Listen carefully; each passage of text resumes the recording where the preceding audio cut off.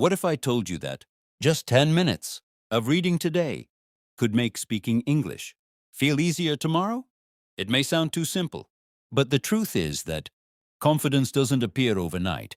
It grows every time you read, speak, and practice consistently.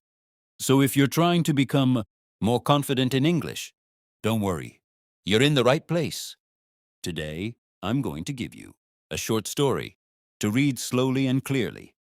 For the next 10 minutes, simply follow the sentences on your screen.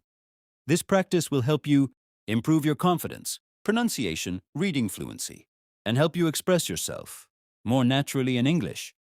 Take a deep breath, and let's start.